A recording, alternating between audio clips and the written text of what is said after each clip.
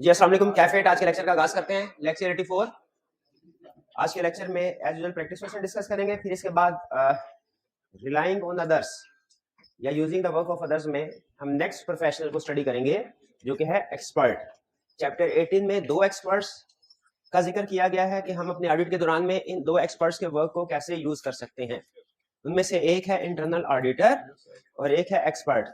Internal auditor को use करने के दो तरीके हैं, उसके वर्क से बेनिफिट उठाने के दो तरीके हैं, एक using the work of internal auditor और एक डायरेक्ट असिस्टेंस। हमने इंटरनल ऑडिटर के बारे में अपनी डिस्कशन कल कंप्लीट कर ली थी, दोनों तरह से using the work of internal auditor और डायरेक्ट असिस्टेंस में। इसमें से कोई क्वेश्चन पूछना चाहते हो तो पूछ लीजिए। जी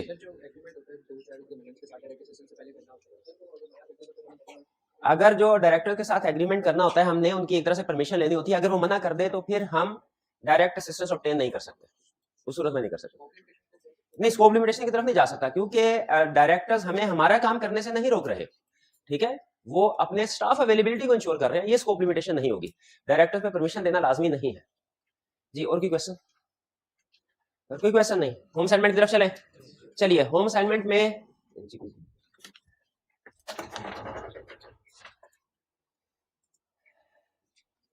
सबसे पहले रिवीजन वाला हमारा चैप्टर कौन सा था आज? चैप्टर 8। तो क्वेश्चंस किया, कितने स्टूडेंट्स ने चैप्टर 8 के क्वेश्चंस किए हैं? चैप्टर 8 के क्वेश्चंस किए हैं सिर्फ 8-10 स्टूडेंट्स ने। इसका मतलब बाकियों ने क्वेश्चन नहीं किए तो रिवीजन भी नहीं की होगी, तो कोई फायदा नहीं। तो फिर ये क्वेश्चन जो है प्रीवियस चैप्टर्स के हैं, इसको छोड़ दें, इस प्रैक्टिस को। सिलेबस जल्दी खत्म हो जाएगा, 25 जुलाई को सिलेबस खत्म कर देते हैं। नहीं, रिवीजन करनी है तो फिर क्वेश्चन क्यों नहीं करते आप लोग? टेस्ट था तो ये भी तो आपने, ये तो पहले तैयार किया होगा ना, ये सिर्फ देखना ही होता है। इसमें कितने 10 से 15 मिनट लगते हैं सिर्फ, ऐसे ना करें। वॉल्यूम 2 चैप्टर 8 क्वेश्चन 1 रिक्वायरमेंट में कहते हैं list the matters related to the given scenario only which you would like to include in the engagement letter along with their justification. जरा बताइए इस सिचुएशन के लिहाज से एंगेजमेंट लेटर में आप कौन कौन से एलिमेंट्स इंक्लूड करेंगे? तो एंगेजमेंट लेटर में जितने भी एलिमेंट्स याद किए सारे फिट कर दूं? गलत होगा, 0 नंबर मिलेगा। क्यों? उसने कहा है सिर्फ सिनेरियो से रिलेटेड। मुझे बात बताओ, यू हैव ऑडिट, आपको याद है एलिमेंट कौन कौन से होते थे? 5 रिक्वायर्ड एलिमेंट्स थे और 5 बाकी वाले थे, वो कुछ एंगेजमेंट में आते हैं जब रेलेवेंट हो, कुछ में नहीं आते। You are the audit manager in the firm of chartered accountants. Your firm has been appointed as the auditor of a listed company. Has been appointed. Appointed को अंडरलाइन करें, क्या पता चला? फर्स्ट ऑडिट है, इसका मतलब प्रीडिसेसर ऑडिटर को letter send करना है। तो प्रीडिसेसर ऑडिटर से रिलेटेड जो हम इजाजत लेते हैं एंगेजमेंट लेटर में, उसको लिख दें कि हमें प्रीडिसेसर ऑडिटर को एंगेज करना पड़ेगा, ठीक है। अच्छा, एक्सेप्टेंस से रिलेटेड भी और एक्सेप्टेंस के बाद भी उसकी जरूरत पड़ती है ओपनिंग बैलेंसेस को वेरीफाई करने में। तो प्रीडिसेसर ऑडिटर के हवाले से एंगेजमेंट लेटर में इंक्लूड कर दिया जाए रेफरेंस। चलिए आगे चलते हैं। एक पॉइंट हो गया हमारा। Of a listed company Rustam Rais limited RL for the year ending 31 December 2019। यहां तक हमारे पास सिर्फ एक पॉइंट आया जो एंगेजमेंट लेटर में रेलेवेंट है, वो है इनिशियल ऑडिट ओपनिंग बैलेंसेस के हवाले से predecessor auditor. RL has been publishing their annual financial statements within 1 month of the year end have strict deadlines for completion of audit. अब ये दूसरा प्रॉब्लम आ गया, क्या? ये स्ट्रिक्ट डेडलाइन। इंटरिम ऑडिट, क्या इसके लिए एंगेजमेंट लेटर में लिखने की जरूरत होती है?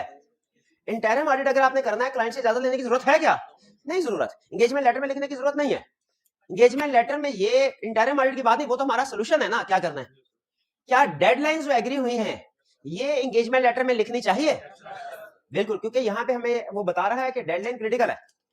तो अगर हम समझते हैं कि 1 महीने में के अंदर अंदर ऑडिट कंप्लीट कर लेंगे तो हम इस ऑडिट को एक्सेप्ट करते हैं, वरना नहीं करते। उसने जाहिर कंसीडर कर लिया होगा इसलिए एक्सेप्ट किया उसने, अपॉइंटमेंट हो चुकी है। तो यहाँ पे हम डेडलाइन, अहम इंफॉर्मेशन क्या उसने बताई, तो डेडलाइन क्या एंगेजमेंट लेटर में मेंशन करनी चाहिए? बिल्कुल, ये दूसरा पॉइंट हो गया। Further this year RRL has changed its counting policy related to property plant equipment from historical cost to revaluation model. अच्छा, इसमें 2-3 पॉइंट्स आ गए। एक एक्सपर्ट, शाबाश। दूसरा चेंज इन काउंटिंग पॉलिसी की वजह से रिपोर्ट में इंपैक्ट आता है? कोई रिपोर्ट में कुछ चेंजेस आते हैं क्या? की ऑडिट मैटर पैराग्राफ आएगा, तो क्या इसका रेफरेंस हमें एंगेजमेंट लेटर में भी लिख देना चाहिए कि इस इशू की वजह से की ऑडिट मैटर भी आ सकता है? और फिर एप्लीकेबल फाइनेंशियल रिपोर्टिंग फ्रेमवर्क भी लिखना है। वो क्यों? कि क्या ये चेंज इन काउंटिंग पॉलिसी उसके मुताबिक एप्रोप्रिएट है भी कि नहीं। तो इस एक लाइन ने हमें 3 पॉइंट्स दे दिए।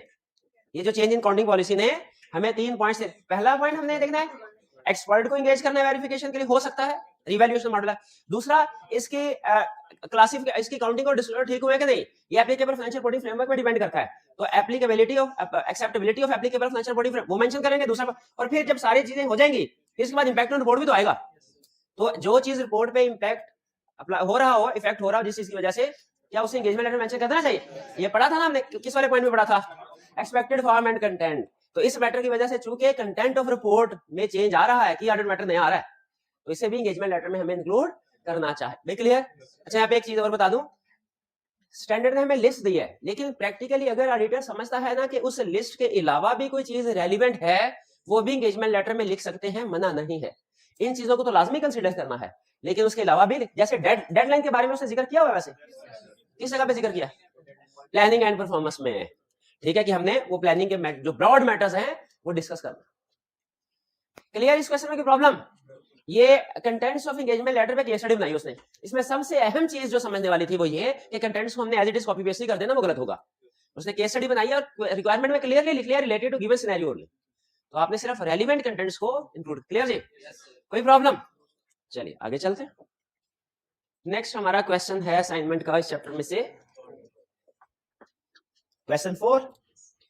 अच्छा, ये भी आई कि आपने 2-3 दफा इस कंसेप्ट के ऊपर क्वेश्चन टच किया इसी स्टाइल में। Strawberry Pakistan Limited SPL was incorporated on March 1st, 2011. The directors of SPL are in process of appointing the first statutory auditor of the company. They have requested your firm to submit proposal for statutory audit assignment. A partner of your firm has asked you to draft the proposal after assessing whether the precondition for the audit exist. Precondition for the audit exist. ठीक है? Precondition for the audit क्या है? याद है मेरा भाई? मेरा भाई बताए precondition for audit क्या है? शाबाश। नहीं बताना, बता दे यार मेहरबानी, मैं तुझे बताता ना आपको, मुझे भी बता दे। पीछे से लेक्चर पेंडिंग है, ऐसे ना करो यार, कब कवर करेंगे? क्या मर्जी है आपकी। प्री कंडीशंस क्या या फिर के मुताबिक हो? Applicable financial reporting framework is acceptable, और दूसरा मैनेजमेंट एग्री करे premise on which audit is conducted. अच्छा, एक मिलता जुलता कंसेप्ट और भी था, प्रीलिमिनरी एंगेजमेंट एक्टिविटीज, लेकिन प्री कंडीशन तो आपको आता नहीं है, तो प्रीलिमिनरी एंगेजमेंट एक्टिविटी पूछ के शर्मिंदा थोड़ी करना आपको। पढ़ा था कहीं हमने? प्लानिंग एक्टिविटीज भी था, वो कहां पढ़ा था? वो तो आपको याद होगा ना, प्लानिंग एक्टिविटीज में 2 काम करने थे उसमें भी। एक्सेप्टेंस एंड कंटिन्यूअस प्रोसीजर तो याद होंगे। अच्छा, थ्रेट्स अलग क्वेश्चन है। एक्सेप्टेंस स्टेज पे थ्रेट्स क्या होंगे वो टेबल है, और एक्सेप्टेंस स्टेज पे प्रोसीजर्स क्या परफॉर्म करना है वो ऊपर 4-5 है, क्योंकि प्रोसीजर्स वो ऑडिटिंग स्टैंडर्ड में लिखे हुए हैं, थ्रेट्स कोड ऑफ एथिक्स में लिखे हुए हैं। तो क्वेश्चन में अगर एक्सेप्टेंस का वर्ड आ गया, उसके बाद दूसरी चीज आपने देखनी है, थ्रेट का वर्ड आ रहा है कि प्रोसीजर का वर्ड आ रहा है। थ्रेट का वर्ड अगर आ गया तो उसका मतलब आपने टेबल वाली बात लिखनी है, प्रोसीजर का वर्ड आया तो 4-5 जो ऊपर वाले पॉइंट है। चलिए, ये तो हमने किसी ना किसी तरीके से कर लिया प्री कंडीशन फॉर ऑडिट।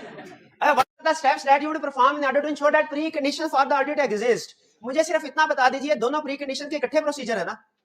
अलग अलग हैं। पहली precondition applicable financial reporting framework is acceptable, कैसे कंसीडर करेंगे इसको, कैसे इंश्योर करेंगे प्रेजेंट है, कैसे? अब मुतमिन होकर नहीं बैठना, मुझे बताना है जवाब इसका। मेरे भाई, मैं अपने भाई से सवाल का जवाब पूछ रहा हूँ। नहीं क्यों नहीं पता? ये रिवाइज नहीं किया, याद किया था। हाँ, ये मेरा भाई बताएगा, शाबाश।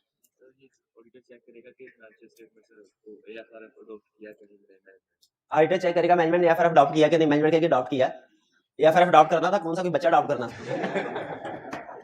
यार ऐसे थोड़ी नहीं, कोई ऐसी बात बोगी मारी मैं। क्यों नहीं याद करते आप यार? टेंशन, छोटे छोटे सवाल नहीं, मर्जी आप, कोई बात नहीं है, कोई बात नहीं, अल्लाह हिम्मत दे भाई आपको ऐसे। चले तो auditor shall ensure whether applicable financial reporting framework acceptable considering nature of entity, nature of financial statement, purpose of financial statement, legal requirement. शाबाश, बेहतरीन। अच्छा, और दूसरा प्री कंडीशन क्या था? के auditor shall ensure whether management agrees on premise by obtaining written agreement from management, by obtaining written agreement from that it accepts its responsibility in the preparation of financial statement for internal controls. शाबाश, बेहतरीन। सी discuss whether your firm may or may not accept the assignment if one of the preconditions for the audit is not present. अच्छा, अब कह रहे हैं if one of the precondition is not present, इसका मतलब क्या है कि कोई एक precondition डिस्कस है फिर दोनों को कि अगर ये वाली precondition present ना हुई तो course of action ये होगा और वो वाली precondition present ना हुई तो ठीक है बताना। तो अगर applicable financial reporting frame acceptable नहीं है, सॉरी पहले इजी वाला कर लेते ना, मैनेजमेंट प्रीमाइस पे एग्री नहीं करती, एक्सेप्ट नहीं करेगा। और अगर applicable financial reporting framework acceptable नहीं है तो हाँ, auditor shall not accept proposed engagement unless required by law. और रिक्वायर्ड बाय लॉ से फिर अगली कहानी से क्या, हाँ, if applicable financial reporting framework unacceptable but required by law, ठीक है। Auditor can accept engagement if management accept following condition. तीन कंडीशन कौन सी थी? Additional disclosure, management agree additional disclosure और terms of matter paragraph include करेगा और true and fair view का फ्रेज रिपोर्ट में यूज नहीं होगा। चलिए भाई, फॉर में कोई प्रॉब्लम तो नहीं? ये इस तरह का क्वेश्चन आई आपने 2-3 दफा पूछा, ये आई आपका फेवरेट है, इस क्वेश्चन को टिक कर ले, इसमें अच्छे कांसेप्ट्स हैं, ये आपका चैप्टर की रिवीजन करवाता है। सॉल्ट एंड पेपर, अच्छा ये आई आपका क्वेश्चन नहीं है लेकिन बहुत अच्छा क्वेश्चन है, ये आपके 3 चैप्टर्स को कवर कर रहा है, बहुत अच्छा क्वेश्चन। स्टार्ट करें जी। पहले information, salt and pepper and company, okay, requirement. अच्छा, रिक्वायरमेंट में फिर आपने ये टिक करना है कि कौन सी रिक्वायरमेंट रिप्रोडक्शन का क्वेश्चन है जो आप एज इट इज लिख सकते हैं, अभी भी आंसर कर सकते हैं, और कौन सी ऐसी है जो केस स्टडी है जो कि पढ़ने के बाद। Describe the steps that Salt and Pepper should take in relation to cinnamon prior to accepting the audit. Audit accept करने से पहले क्या steps लेने चाहिए? ये कौन? हाँ जी, वो प्रोसीजर्स या थ्रेड्स? प्रोसीजर, शाबाश। एक्सेप्टेंस का वर्ड भी है जिसे मैं पता चल गया चैप्टर 5 एक्सेप्टेंस स्टेज में पूछ रहा है, और चूंकि थ्रेड्स का नहीं उस लफ्ज इस्तेमाल कर रहा तो प्रोसीजर की बात 4-5, ये तो सीधा फिट हो गया question mark. To confirm whether preconditions for audit are in place, ये भी नहीं पढ़। अच्छा, इसमें प्री कंडीशन को एक लिखेंगे कि दोनों के बारे में लिख देंगे, लेकिन मार्क्स कम है मेरे ख्याल है, मैनेज कर लेंगे आप, लिख लेंगे सारा 3 नंबर के साथ, शॉर्ट करना पड़ेगा, शॉर्ट करना पड़ा तो कर लीजिएगा। Set 4 matter that should be included within an engagement letter.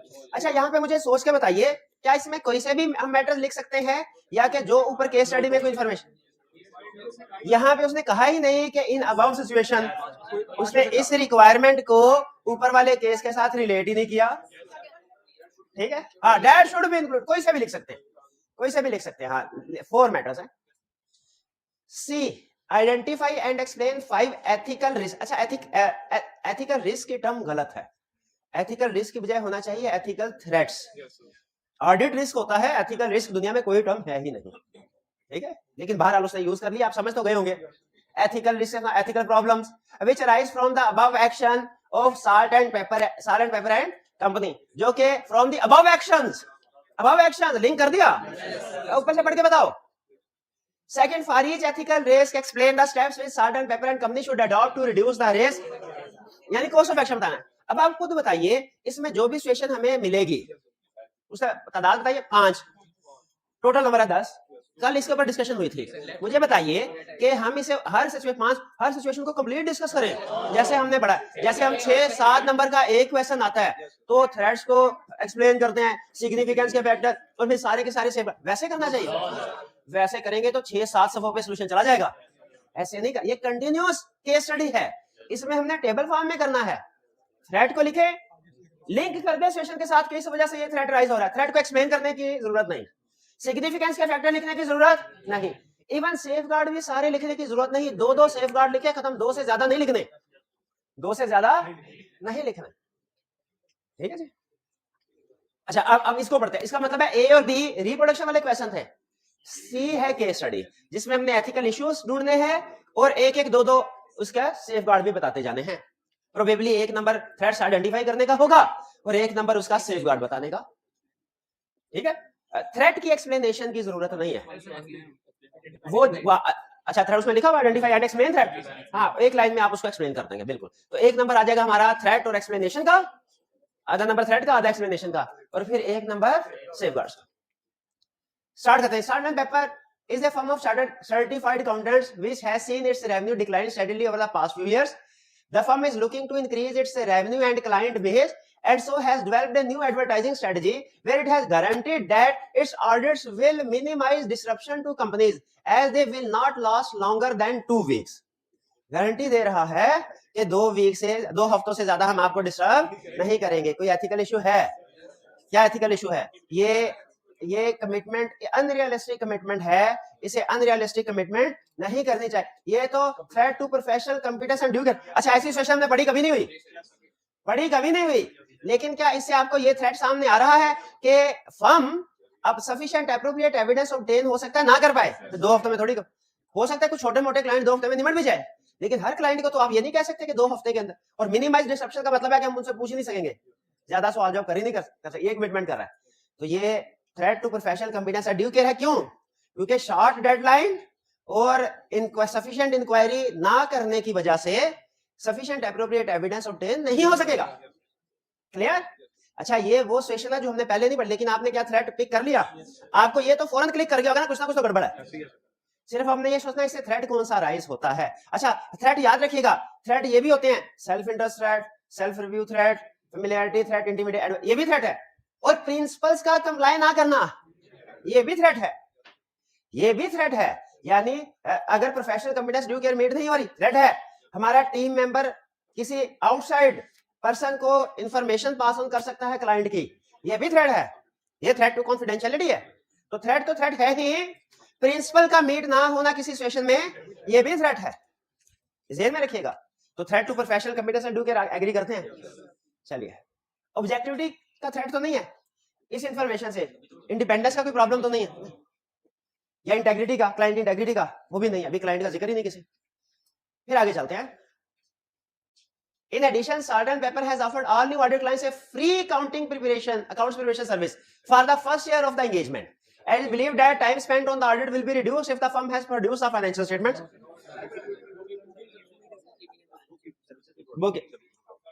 Bookkeeping services provide नहीं कर सकते, इससे सेल्फ रिव्यू थ्रेट अराइज होगा.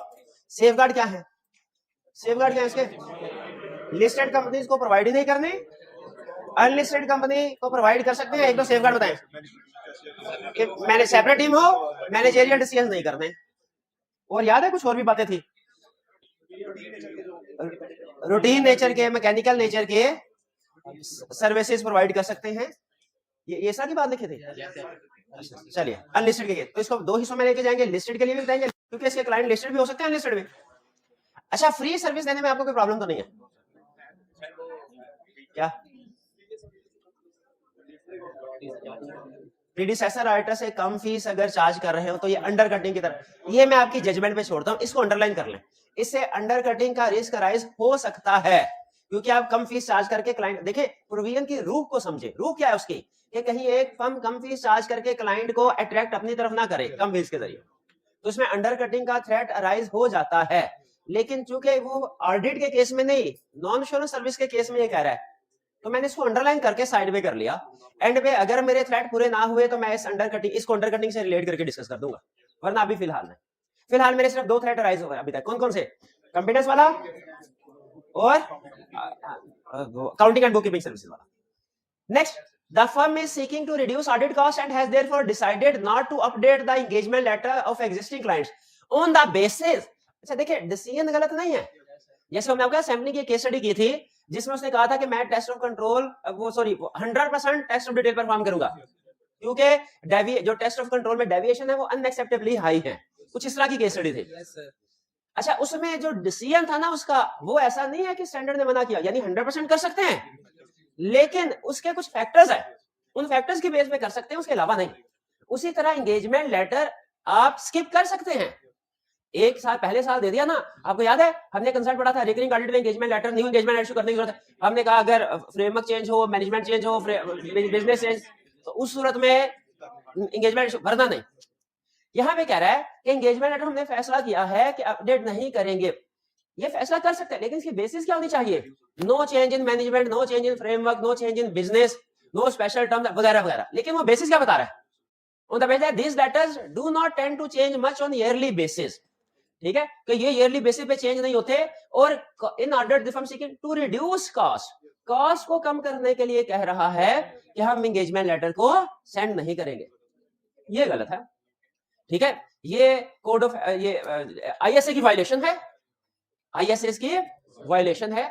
इसमें एंगेजमेंट लेटर इसे स्किप तो कर सकता है लेकिन कॉस्ट के बेस पे नहीं, change in business, change in management के बेस पे, ठीक है। अच्छा, ये इशू तो हमने आइडेंटिफाई कर लिया, लेकिन ये इशू, हाँ जी, ये किस थ्रेड से रिलेट करता है? ये professional competence and due care से, इंटेग्रिटी, नई क्लाइंट की ऑब्जेक्टिविटी का भी मसला है, confidential, professional competence and due care, हाँ जी, कि ध्यान से काम नहीं किया, ड्यू केयर के साथ काम नहीं किया। ड्यू केयर के साथ काम रिक्वायर करता है ड्यू केयर कि आप अपने जो रिक्वायरमेंट्स है स्टैंडर्ड्स वगैरह की वो पूरी करें। इसमें एक्सपेक्टेशन गैप बिल्कुल आ सकता है कि अगर एंगेजमेंट लेटर आप इशू नहीं करेंगे तो इससे एक्सपेक्टेशन गैप इंक्रीज होगा। अच्छा, एक्सप्लेनेशन में इसको लिख सकते हैं, बिल्कुल ये रेलिवेंट होगा, लेकिन थ्रेड भी हमने लिखना है। थ्रेड कौन सा यहाँ पे मोस्ट रेलिवेंट है? Professional competence and due care. आगे चले जी। One of Salt and Pepper's existing client has proposed that his audit fee should be based on the percentage of their final pre-tax profit. Partner are excited about this option as they believe it will increase the overall audit fee. ये तो contingent है, कौन सा thread आ गया? Self interest thread. तो बताइए safeguard बताइए। Accept, अच्छा नहीं, सेफगार्ड में ये लिखना है कि ये एक्सेप्ट नहीं कर, एक्सेप्ट ना करना भी एक सेफगार्ड है। और ये भी कह सकते हैं कि क्लाइंट के साथ change terms, revise terms agree करनी चाहिए, ठीक है। रिवाइज टर्म्स क्या हो सकते हैं? लमसम फी एग्री कर लें या अर्ली बेसिस के ऊपर रेट्स एग्री कर ले कि हमारी टीम जितने आवर्स ऑडिट सर्विस ऑडिट करते हुए लगाएगी, हर आवर के बदले में इतने पैसे हम आपको बिलिंग करेंगे। कितने हो गए इश्यूज हमने जो आइडेंटिफाई किए? 4 हो गए। पहला कौन सा था? प्रोफेशनल कंपिटेंस वाला, ठीक है, सफिशिएंट टाइम नहीं ले रहे थे। दूसरा, बुक कीपिंग सर्विस प्रोवाइड कर रहे हैं। तीसरा, एंगेजमेंट लेटर सेंड नहीं कर रहे। फोर्थ, कंटिजेंट फी। आगे चलते हैं। Salt and Pepper has recently obtained a new audit client, Cinnamon Brothers Company, whose year end is 31st December. Cinnamon requires their audit to be completed by the end of February.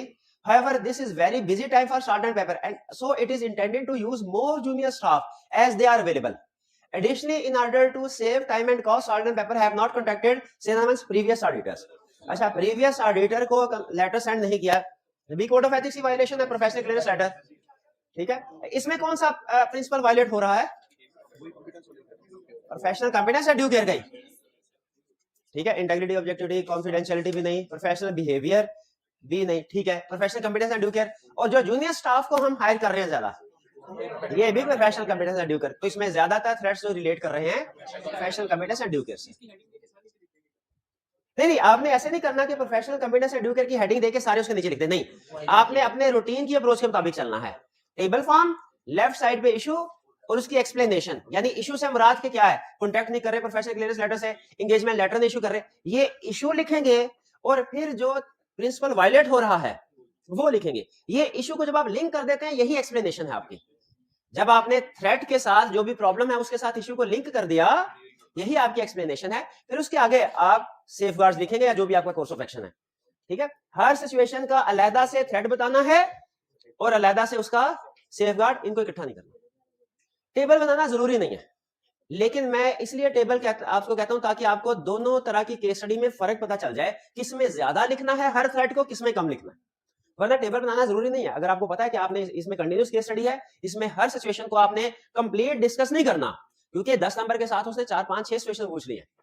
Briefly discuss करना है तो फिर आप table के बगैर ऊपर नीचे लिख के पहले सिचुएशन की हेडिंग दे के उसके नीचे उसी के सिचुएशन को, उसके थ्रेड को और सेफगार्ड लिख दें, फिर अगली हेडिंग दे जो भी एथिकल इशू है उसके एक्सप्लेनेशन, और उसके इस तरीके से भी कर सकते हैं। प्रेजेंटेशन में कोई प्रॉब्लम नहीं, लेकिन आपको ये पता होना चाहिए कि इस तरह के क्वेश्चन में आपने कंप्लीट आंसर नहीं देना। उसकी रीजन क्या है? मार्क्स ज्यादा है, सॉरी मार्क्स कम है, थ्रेड्स ज्यादा है, लिखना। लैक ऑफ रिसोर्सेज में professional competence and due care का थ्रेट आ सकता है, जब रिसोर्सेज नहीं है या इन सभी जी शॉर्ट टाइम में ऑडिट करेंगे तो इससे इंटिमिडेशन थ्रेट, इंटिमिडेशन नहीं, इसे professional competence and due care करना। अच्छा, ये केस स्टडी भी अच्छी थी, हाईली रिकमेंडेड कि आप इस केस स्टडी को भी, जो प्रीवियस वाला क्वेश्चन था ना स्ट्रॉबेरी वाला, वो आपका चैप्टर 8 की रिवीजन के लिए अच्छा था, और ये क्वेश्चन जो है ये आपका चैप्टर 5, 7 और 8 इन तीनों चैप्टर्स की रिवीजन के लिए अच्छा। नेक्स्ट अब हम करंट चैप्टर की तरफ चलते हैं। जी जी पूछिए मेरे भाई, क्या क्वेश्चन? जी भाई पूछिए, क्या क्वेश्चन है? नहीं भाई मैं किताबें ढूंढते हुए। प्यारे भाई क्वेश्चन हो तो पूछ लीजिए, चले बाद में पूछ लीजिएगा। अच्छा, Faheem is the audit manager on audit of blue bell limited BBL for the year ending 31 March 2018 which is in the planning stage. BBL has a well established internal audit function which reports directly to audit committee. Well established इसका मतलब है sources वगैरह दिए होंगे, अच्छे qualified लोग होंगे। Reports to audit committee, ये भी अच्छी बात, दो बातें अच्छी एक सेंटेंस में। वेल एस्टैब्लिश्ड भी, रिपोर्ट्स टू ऑडिट कमेटी जो objectivity. Staff of internal audit department have adequate level of competence and are members of professional accounting bodies. Competence भी है, ऑब्जेक्टिविटी भी है। अच्छा अब इसमें हम क्या कर, यूजिंग दी वर्क कर सकते हैं कि डायरेक्ट असिस्टेंस ले सकते हैं? दोनों ही कर सकते हैं, क्योंकि दोनों में ही हमने इंटरनल ऑडिट फंक्शन को वैल्यूएट करना होता है। ठीक है, अगर कॉम्पिटेंस ऑब्जेक्टिविटी नहीं है तो कोई भी काम नहीं करवाना उससे। Considering the above, Fahim intends to engage internal auditor to perform audit procedure for certain audit areas. Faheem कह रहा है, हाँ, इससे हमें इंडिकेशन मिल रही है डायरेक्ट, क्योंकि वो उससे प्रोसीजर परफॉर्म करवा रहा है। जब हम उनसे अपने ऑडिट प्रोसीजर परफॉर्म करवाते हैं अपनी डायरेक्शन, सुपरविजन एंड रिव्यू में, यही तो डायरेक्ट असिस्टेंस है। रिक्वायरमेंट क्या कह रहा है? On behalf of engagement partner provide appropriate guidance to Faheem to assist him in selecting the areas where direct assistance of internal auditors can be utilised. ये तो हमने पढ़ा ही नहीं, ये तो हमने पढ़ा ही नहीं, हमने तो पढ़ा है। अच्छा पहली चीज ये, यहाँ पे सुनिए, एग्जाम में जब ये क्वेश्चन आया तो स्टूडेंट्स ने क्या सोचा, ये और ये स्टूडेंट ने आगे मुझे बताया, सर मैंने ऐसे सोचा। कह रहे sir using the work of internal auditor में भी एरियाज बताए हैं, डायरेक्ट असिस्टेंस में भी उसने एरियाज बताए हैं। सर ने क्लास में कहा था ध्यान से देखना, रिक्वायरमेंट में डायरेक्ट असिस्टेंस का वर्ड यूज हुआ है, तो डायरेक्ट असिस्टेंस के एरियाज लिखने हैं। लेकिन उसमें तो नेगेटिव लिस्ट है कि किन एरियाज में डायरेक्ट असिस्टेंस ऑब्टेन नहीं करनी, और यहाँ पे पूछ रहा है किन एरियाज में डायरेक्ट असिस्टेंस ऑब्टेन करनी, तो ये तो पॉजिटिव लिस्ट पूछ रहा है। इसका मतलब है using the work of internal auditor की लिस्ट है ये, और वो लिख दे। क्या ये थिंकिंग प्रोसेस ठीक था? नहीं। जब क्लियरली उसने कह दिया डायरेक्ट असिस्टेंस, तो डायरेक्ट असिस्टेंस। हाँ ये प्रॉब्लम है कि सिखाया उसने नेगेटिव लिस्ट के साथ, पूछा पॉजिटिव के साथ, तो नो प्रॉब्लम, हम इसको वैसे ही सॉल्व करेंगे जैसे वो कंपनी लॉ में क्वेश्चन किया करते थे। क्या?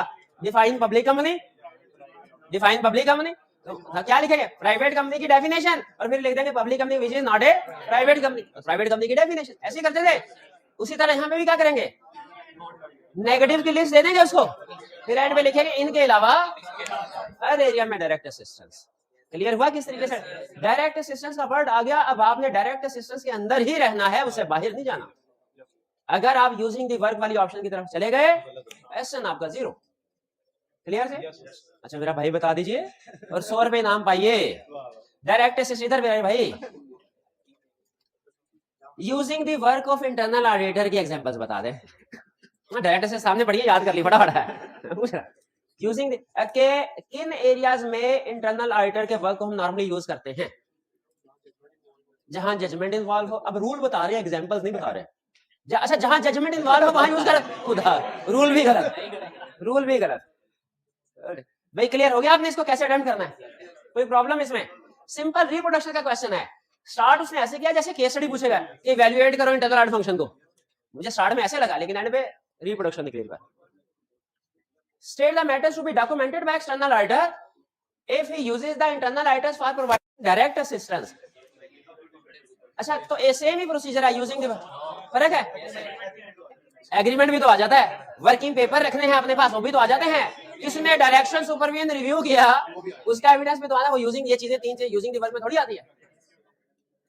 ठीक है, और बेसिस जिन बेसिस पे एरिया सेलेक्ट किए वो भी लिखना है। इंटरनल ऑडिटर की जो वैल्यूएशन की कॉम्पिटेंस है, शाबाश। चलिए ये थे हमारे इस चैप्टर के कल के क्वेश्चन। अब चलते हैं। अच्छा अगर आपने using the work of internal auditor का कंसेप्ट अच्छे तरीके से समझ लिया है, उसके रूल्स, तो एक्सपर्ट भी वैसा ही है। बज़ाहिर दिखने में आपको लग रहा होगा चीजें ज्यादा हैं, लेकिन चीजें उसी पैटर्न पे हैं जिस तरीके से using the work of internal. अच्छा मेरा पहला क्वेश्चन, पहले इसका थीम सेट करना। Using the work of internal auditor में दो ऑप्शंस थी।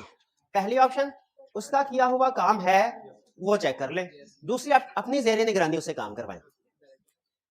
इंटरनल ऑडिटर के केस में 2 ऑप्शन दिए, एक्सपर्ट के केस में सिर्फ एक ऑप्शन है, गैस कर सकते हैं कौन सी? उसके वर्क को, और क्यों, ऐसा क्यों है? क्योंकि हम इस काबिल नहीं है कि अपनी जेर निगरानी उसको बता सके कि उसने क्या करना है। इंटरनल ऑडिटर और एक्सपर्ट के केस में जो सबसे बड़ा डिफरेंस है वो यही है कि इंटरनल ऑडिटर वाले केस में हम उस फील्ड में एक्सपर्ट होते हैं जिसमें इंटरनल ऑडिटर एक्सपर्ट है जो, लेकिन एक्सपर्ट के केस में हम उस फील्ड में एक्सपर्ट नहीं है। ठीक है, अच्छा सबसे पहले कहता है, डेफिनेशन से शुरू करते हैं। एक्सपर्ट कहते किसको हैं? कहते हैं एक्सपर्ट का मतलब है हर वो पर्सन जो किसी भी फील्ड में स्पेशलाइज्ड नॉलेज या स्किल रखता है सिवाय अकाउंटिंग और ऑडिट के, क्योंकि अकाउंटिंग और ऑडिट के एक्सपर्ट को हम चार्टर्ड अकाउंटेंट कहते हैं, ऑडिटर कहते हैं, और वो हम खुद है, वो हम। तो एक्सपर्ट का मतलब किसी भी फील्ड का एक्सपर्ट, हमारी फील्ड के अलावा, अकाउंटिंग और ऑडिट की फील्ड के अलावा, क्योंकि अगर अकाउंटिंग ऑडिट की फील्ड का कोई मसला है उस सिलसिले में एक्सपर्ट को एंगेज नहीं करना।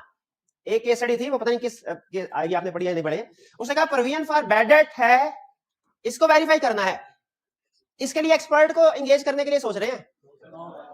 तो ये भी काम एक्सपर्ट ने करना है, तो भाई आपने क्या करना है, सिर्फ फीस लेनी है, ऐसे थोड़ी होगा।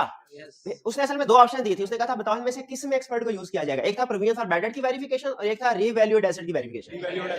हमने कहा प्रोविजन फॉर बैड डेट का डिसीजन गलत है, इसमें एक्सपर्ट यूज नहीं होगा, ये तो काउंटिंग और ऑडिट के स्किल से वेरीफाई होगा। हाँ, जो रीवैल्यूड एसेट है उसकी वेरिफिकेशन के लिए एक्सपर्ट को यूज करो, बिल्कुल करो। तो एक्सपर्ट की डेफिनेशन समझ आ गई आपको कि कोई भी पर्सन जो किसी भी फील्ड में स्पेशलाइज्ड नॉलेज स्किल रखता है सिवाय अकाउंटिंग और ऑडिट। अच्छा, एक्सपर्ट हमें क्या अजीब बात, क्या हमें फाइनेंशियल स्टेटमेंट की वेरिफिकेशन के दौरान किसी ऐसी एक्सपर्टीज की, नॉलेज की, स्किल की जरूरत पड़ सकती है जो अकाउंटिंग ऑडिट के अलावा हो? एग्जांपल दीजिए। लिटिगेशन, लॉयर की जरूरत पड़ती है, रिवैल्यूएशन, वैल्यूअर्स की जरूरत पड़ती है। अच्छा याद रखें, वैल्यूएशन एसेट्स की भी होती है, लायबिलिटीज की भी होती है।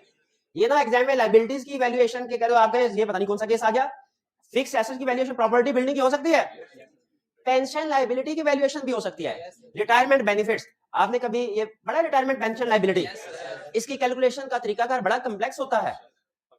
ठीक है, इसमें वो पहले देखना पड़ता है एम्प्लॉय की फाइनल सैलरी, पेंशन पता है क्या होती है, एम्प्लॉय काम अब कर रहा है, पेंशन मिलेगी उसको 25 साल बाद, एस्टिमेट करना होता है 25 साल बाद इसकी लास्ट सैलरी क्या होगी, फिर इसको एस्टिमेट करना होता है उसके बाद ये कितना अर्सा जिंदा रहेगा, कैश फ्लो उसको प्रेजेंट वैल्यू लेके आनी होती है ना, फिर उसके बाद डिस्काउंट रेट एस्टिमेट करना होता है, और भी बहुत से इसमें जजमेंट्स एस्टिमेट्स होते हैं। तो याद रखिए वैल्यूएशन सिर्फ एसेट्स की नहीं बल्कि लायबिलिटीज की भी हो सकती है, जिसकी एक एग्जांपल मैंने आपको क्या दी, पेंशन लायबिलिटी, जिसे टेक्निकल स्टैंडर्ड की लैंग्वेज में कहा जाता है रिटायरमेंट बेनिफिट्स या रिटायरमेंट ऑब्लिगेशंस। अच्छा, valuation of assets and liability. फिर टैक्स इशू में कौन एक्सपर्ट आता है? Tax consultant. आपको याद है जब कभी टैक्स का इशू आता है तो हम टैक्स कंसल्टेंट को कहते हैं लेटर लिखो। इंजीनियरिंग डाटा, डॉक्टर कौन सा इंजीनियर है? कौन सा डॉक्टर तुम्हारे इंजीनियर खोल बैठा है? ऐसे नहीं, हाँ डॉक्टर कोई ताल्लुक नहीं इंजीनियरिंग से, मशीनों का डॉक्टर, हाँ जो मशीनों का। तो इसमें इंजीनियरिंग डाटा किस तरह यूज होगा? जैसे मशीनरी की वैल्यू, मशीनरी की लाइफ, भाई ऐसे कितना अच्छा चल सकता है, कोई इसका टेक्नीशियन ही बताएगा, मशीनरी जो है, ठीक है, डेवलप बिल्कुल, और फिर इसकी इंपेयरमेंट हो जाए तो उसकी कितनी कैपेसिटी रिड्यूस हुई है, ये भी हमें इंजीनियर बताता है। अच्छा, फिर कह रहा है कि decision to use expert depends on significance, complexity and risk and alternate evidence. कह रहे एक्सपर्ट को एंगेज करना है कि नहीं करना, ऐसा नहीं है कि कोई छोटा सा एरिया, जैसे फर्ज कीजिए कि वैल्यूएशन फिक्स एसेट खरीदा तो है लेकिन वो एक छोटा सा फिक्स एसेट है, अमाउंट ज्यादा नहीं है, टोटल एसेट बिलियंस में है, वो 2-4 मिलियन का एसेट है, तो उसको वेरीफाई करने के लिए एक्सपर्ट की जरूरत नहीं है। या बात बात ऐसा होता है कि शेयर्स खरीदे हैं, उसको भी मार्केट वैल्यू भी हमने शो करवाना है, वो भी वैल्यूएशन का केस है, लेकिन वो हम उसमें रिस्क नहीं है क्योंकि स्टॉक एक्सचेंज पे जाके उस दिन की प्राइस देखें, वैल्यूएशन। ठीक है, तो इसलिए लाजमी नहीं है कि इन सारे केसेस में 100% श्योर एक्सपर्ट को यूज करना है, वो हम देखेंगे सिग्निफिकेंस कितनी है, रिस्क कितना है, और क्या अल्टरनेटिव सोर्सेज से एविडेंस मिल सकता है। अच्छा, ये अल्टरनेटिव सोर्सेज भी अच्छी एग्जांपल है कि बाज़ औक़ात मैनेजमेंट ने, अब देखें ऑडिटर ने एक्सपर्ट को यूज करना है एविडेंस ऑब्टेन करने के लिए। लेकिन उससे पहले मैनेजमेंट ऑलरेडी एक्सपर्ट को यूज कर चुकी होगी, क्योंकि फाइनेंशियल स्टेटमेंट प्रिपेयर करने हैं। तो ऑलरेडी अगर मैनेजमेंट ने एक्सपर्ट को एंगेज किया है और उसने रिपोर्ट बना दी है क्या, और अगर ऑडिटर को लगे कि ये एक्सपर्ट ठीक बंदा है, क्लाइंट का एम्प्लॉय नहीं है, इंडिपेंडेंट है, मार्केट में इसकी रेपुटेशन भी अच्छी है और इसका काम का तरीकाकार भी देख लिया, अब एडिक्वेसी, क्या नाम दिया था हमने, एडिक्वेसी ऑफ वर्क को भी इवैल्यूएट, वो भी ठीक है, क्या लाजमी है कि ऑडिटर अपना एक्सपर्ट एंगेज करेगा कि अब अल्टरनेट सोर्स से एविडेंस मिल गया, मैनेजमेंट के एक्सपर्ट से ही एविडेंस मिल गया तो उसको चेक चुक करेगा, उसके बाद यूज कर सकता है? बिल्कुल कर सकता है। इसलिए ध्यान में रखिएगा, नॉर्मली इन सारे केसेस में एक्सपर्ट को यूज किया जाता है, लेकिन अगर कभी एग्जाम में आपको कह दे बाय डिफॉल्ट आपने कहना है हम एक्सपर्ट को एंगेज करेंगे, बाय डिफॉल्ट क्या कहना है, लेकिन अगर एग्जाम में एडिशनल इन्फॉर्मेशन, मैटर इतना कॉम्प्लेक्स नहीं है, रिस्क वगैरह नहीं है, तो हम कहेंगे ठीक है।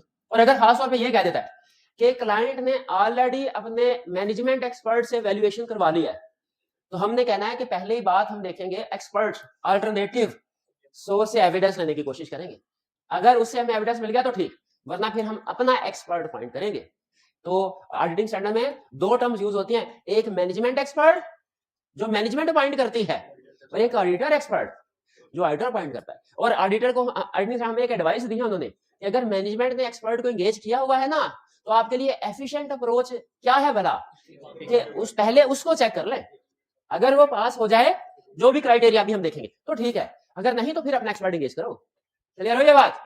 चलिए, अब यहां पे हमने तो ये डिसाइड कर लिया कि एक्सपर्ट को किन सिचुएशन में इसकी जरूरत पड़ सकती है और उसके वर्क को हमने यूज करना है, ये डिसीजन कर लिया। एरियाज आपको पता है हर केस में बताता है, यूजिंग द वर्क में भी उसने एरियाज बताए, जिनमें उसको डायरेक्ट असिस्टेंट में भी बताए, एक्सपर्ट में भी। अगर एक्सपर्ट वाला एरिया आ गया इनमें से कोई, अब चाहे मैनेजमेंट एक्सपर्ट हो चाहे ऑडिटर एक्सपर्ट हो, रिक्वायरमेंट एक जैसे है। अगर इन रिक्वायरमेंट से इस फिल्टर से मैनेजमेंट एक्सपर्ट निकल गया, उसके वर्क को यूज कर ले, अगर वो कहीं पे पता चलता है गड़बड़ है, काम ठीक नहीं या बंदा ठीक नहीं, तो फिर अपना एक्सपर्ट।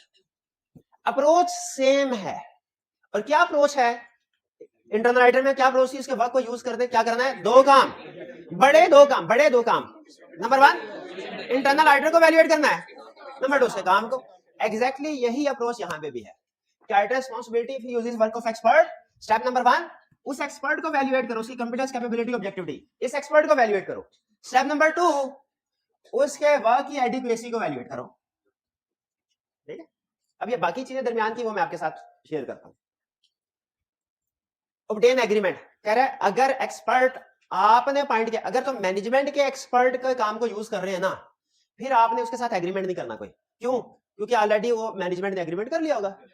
लेकिन अगर आप अपना एक्सपर्ट पॉइंट कर रहे हैं तो उसके साथ एग्रीमेंट भी करना चाहिए, कुछ मैटर्स एग्री करने चाहिए। आपके ख्याल में क्या क्या मैटर एग्री करेंगे, काम क्या करना है, स्कोप, टाइम, कौन रिपोर्ट कब देगा, और खास तौर पर से कहना है भाई मेहरबानी तेरी हमारी ऑडिट रिपोर्ट की डेडलाइन से पहले पहले अपनी रिपोर्ट दे दे, ये ना हमारी ऑडिट रिपोर्ट पहले और आपकी बाद में आ रही हो। और खास तौर पे कॉन्फिडेंशियलिटी, कि हम आपके साथ जो इंफॉर्मेशन शेयर कर रहे हैं ना वो कॉन्फिडेंशियल है, इसको आपने आगे यूज नहीं करना। अच्छा, क्या आपने क्लाइंट से हम इजाजत ले चुके होंगे ऑलरेडी कि एक्सपर्ट को कॉन्फिडेंशियल इंफॉर्मेशन शेयर करें? बिल्कुल, एंगेजमेंट लेटर में याद है, अरेंजमेंट रिगार्डिंग एक्सपर्ट भी था। तो ये एग्रीमेंट क्यों लिखा हुआ है उसने ये समझ आ गया। अगर हम ऑडिटर बाहर से एक्सपर्ट अपना लेके आता है, उसके साथ एग्रीमेंट करेगा जिसमें नेचर ऑफ वर्क, स्कोप और ऑब्जेक्टिव ऑफ वर्क, एक्सपर्ट की क्या रिस्पांसिबिलिटी, ऑडिटर की क्या रिस्पांसिबिलिटी, ऑडिटर कहेगा मैं आपको डाटा प्रोवाइड करता हूं, लैंड का, प्रॉपर्टी का, एम्प्लॉइज का, अगर वो उसमें पेंशन लायबिलिटीज है, प्रॉपर्टी का डाटा अगर प्रॉपर्टी की रिवैल्यूएशन का केस है, फॉर्म ऑफ रिपोर्ट क्या होगा, रिपोर्ट कब देगा, डेडलाइन क्या होगी, फॉर्मेट क्या होगा, और कॉन्फिडेंशियलिटी रिक्वायरमेंट खास तौर पे।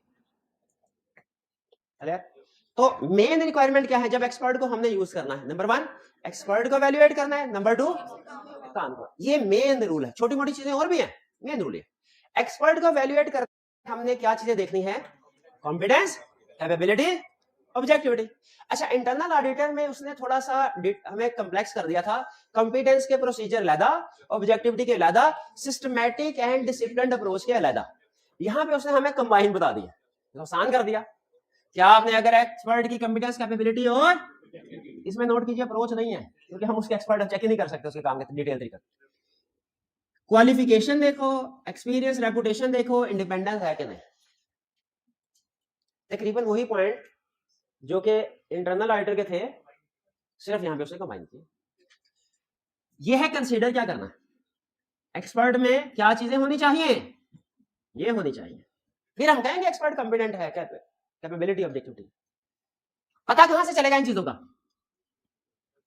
क्या देखना है, वही क्या देखना है एक्सपर्ट में, क्या होना चाहिए, कैसे देखना है, कैसे पता चलेगा?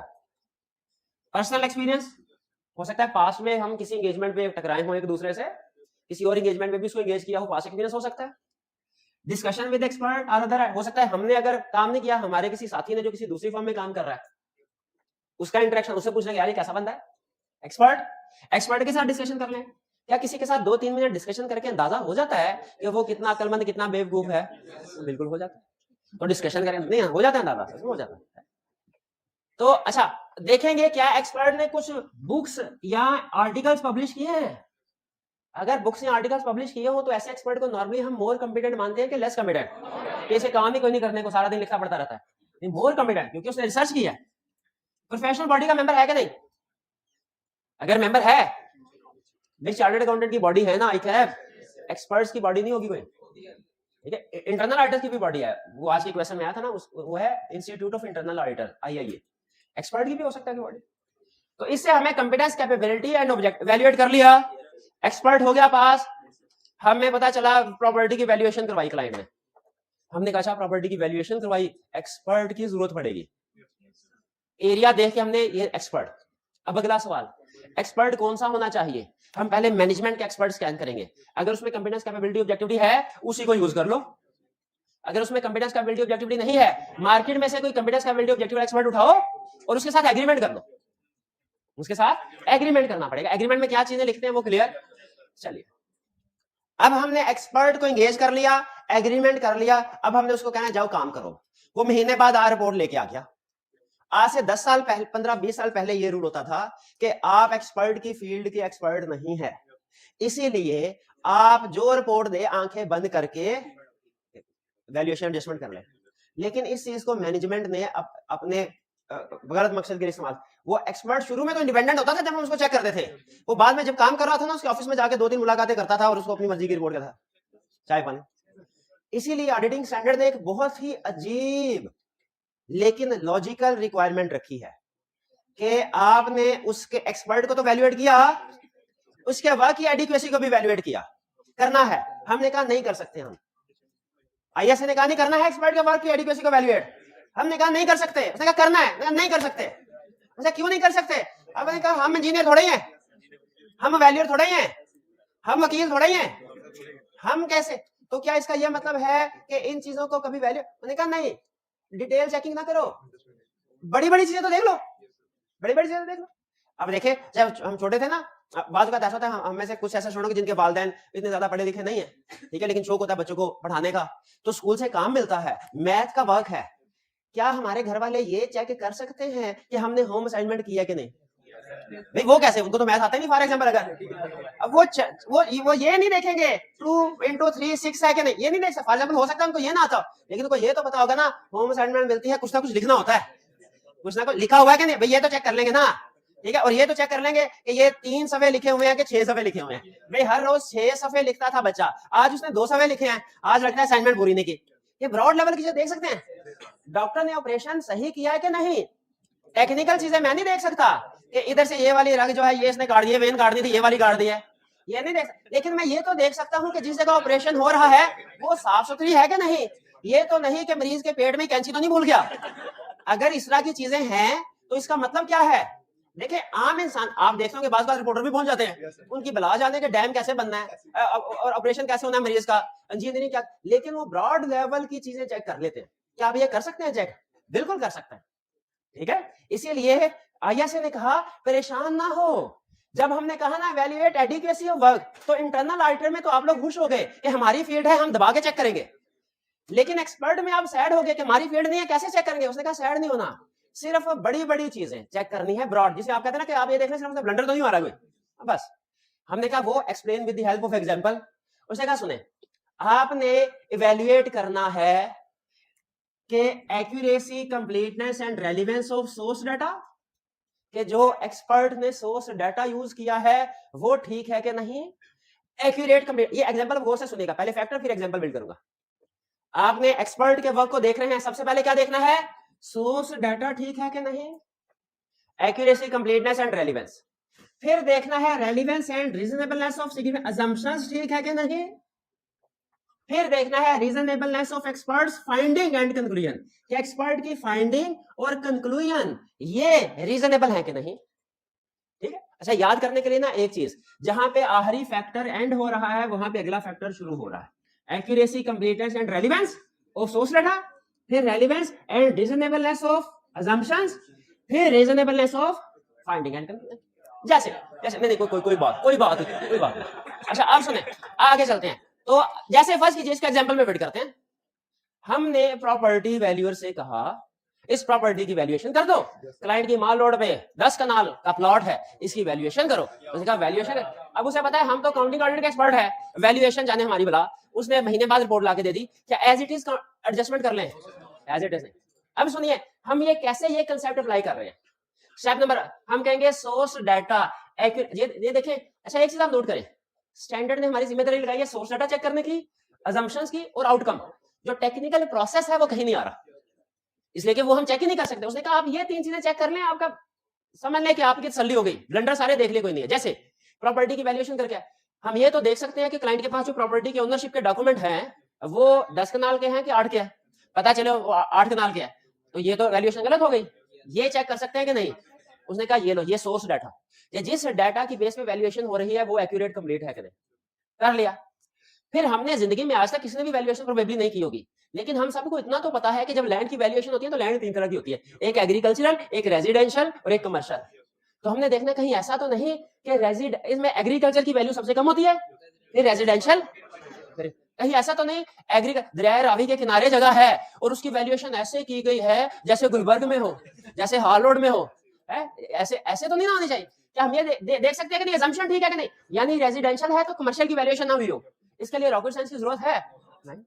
और हम ये देख सकते हैं कि फाइंडिंग एक्सपर्ट की वो रीजनेबल है कि नहीं, यानी एक्सपर्ट ने कहा इस लैंड की वैल्यू ये है, हम उधर चक्कर लगाए घूमने फिरने और आसपास के प्रॉपर्टी पूछ ले सर इसकी वैल्यू कितनी है, या इस एरिया में रिसेंटली कोई लैंड सेल हुई है, वो हुई है तो किस रेट पे। और आजकल तो उधर आपको डीलर से भी मिलने की जरूरत है, जमीन.com पे जाएं, OLX पे भी जाएं, बहुत सी चीजों की वैल्यूएशन उधर से हो जाती है। अगर आप ये 3 प्रोसीजर चेक कर लें, खुद बताएं क्या अब एक्सपर्ट कोई छोटा मोटा शायद 2 नंबर अभी भी हो, लेकिन बड़ी बड़ी चीजें आप कवर कर लेंगे। और इन चीजों को चेक करने के लिए किसी एक्स्ट्रा स्किल की जरूरत नहीं। उस भाई क्लियर हो गई है बात। तो हमने क्या काम करना है एडीकेसी ऑफ वर्क में, सोर्स 3 चीजें, source data, assumption, finding and conclusion. Source data, assumption, finding and conclusion. अब जब ये काम कर लेंगे, या तो आपकी तसल्ली हो जाएगी या नहीं होगी। तसल्ली हो जाए चैप्टर यहीं खत्म। अच्छा एक चीज वो कहता है बाज़ औक़ात ना आपको थोड़ी बहुत अंडरस्टैंडिंग ऑब्टेन करनी पड़ेगी, इस फील्ड की थोड़ी बहुत अंडरस्टैंडिंग ऑब्टेन करनी पड़ेगी। तो अंडरस्टैंडिंग किस लिए ऑब्टेन करनी पड़ेगी, 2 रीजन की वजह। एक जब उसको स्कोप बताना है काम क्या करना है एक्सपर्ट ने उसके लिए, और एडिक्वेसी को चेक करने के लिए। थोड़ी बहुत सिर्फ अंडरस्टैंडिंग, काम सीखना नहीं है, LLB करने नहीं निकल जाना। सिर्फ ये देखना कि जो केसेस होते हैं ना, एक सिविल केसेस होते हैं, क्रिमिनल केसेस होते हैं, और केसेस में एक प्रेसिडेंट भी होता है, पिछले केस भी होते हैं, उनका फैसला तकरीबन वैसे ही होता है। Next basic understanding. अच्छा मुझे बताएं, एक्सपर्ट को वैल्यूएट कर लिया, फैक्टर्स क्लियर, उसके वर्क की एडिक्वेसी को वैल्यूएट कर लिया। 3 चीजें क्या देखी, source data, assumption, finding and conclusion. इसके बाद या तो वर्क एडिक्वेट होगा, अगर है इधर ही खत्म करना, अगर नहीं है तो क्या करना है, नो प्रॉब्लम। एक्सपर्ट से कहे एक्सपर्ट भाई मजीद काम करो, तेरा काम सफिशिएंट नहीं है, तेरा काम एडिक्वेट, मजीद काम कर, मेहरबानी उसकी मजीद काम कर। अगर मजीद काम ना करे, वो कहे मैंने नहीं करना, हम कहेंगे शाह हम खुद कर देंगे, लेकिन प्रोबेबली हम खुद नहीं कर सकेंगे, इस काबिल होते तो पहले ना कर लेते। लेकिन कभी कभी याद रखें, आपने कभी देखा, कभी बाज़ औक़ात एंट्री टेस्ट देने के लिए अगर जाए ना कोई, या पेपर देने के लिए जाए, तो उनमें से आपको लगेगा, पता चलेगा किसी ने MBBS भी किया हुआ है। कुछ लोगों को ना मल्टीपल डिग्रीज का शौक होता है, तो हो सकता है कि बंदा चार्टर्ड अकाउंटेंट भी हो, वो वकील भी हो, चार्टर्ड अकाउंटेंट भी हो, ऑडिटर भी हो, चार्टर्ड अकाउंटेंट भी हो, कार का मैकेनिक भी हो, मोटर भी ठीक कर लेता हो सकता है, क्यों नहीं हो सकता, बिल्कुल हो सकता है। तो इसीलिए अगर तो वो खुद भी, उसके पास कोई एक्स्ट्रा स्किल्स हैं, उसमें ऐसी फैसिलिटीज हैं, तो वो खुद कर ले काम। स्टेप नंबर 1 एक्सपर्ट से कह दे, स्टेप नंबर 2 नहीं करता खुद कर ले, अगर उसका मल्टीपल डिग्रीज है। नहीं तो क्या करे, हाँ, तो फिर क्या है, स्कोप लिमिटेशन, ठीक है, आइटम मॉडिफाइड ओपिनियन एक्सप्रेस करेगा। हाँ, एक जगह पे एक और ऑप्शन भी लिखी है कि एक और एक्सपर्ट को भी एंगेज कर ले, लेकिन वो उस वक्त जब मैनेजमेंट का एक्सपर्ट हो, तो फिर अपना अलग से एक्सपर्ट एंगेज कर ले। एक और ऑप्शन भी एक जगह पे लिखी। भी क्लियर होगी ये बात? आखिरी क्वेश्चन, यहां तक बताइए आज के लेक्चर में कोई मुश्किल चीज तो नहीं थी, क्योंकि ये उसी पैटर्न के ऊपर है जिस पैटर्न पे using the work of internal auditor था।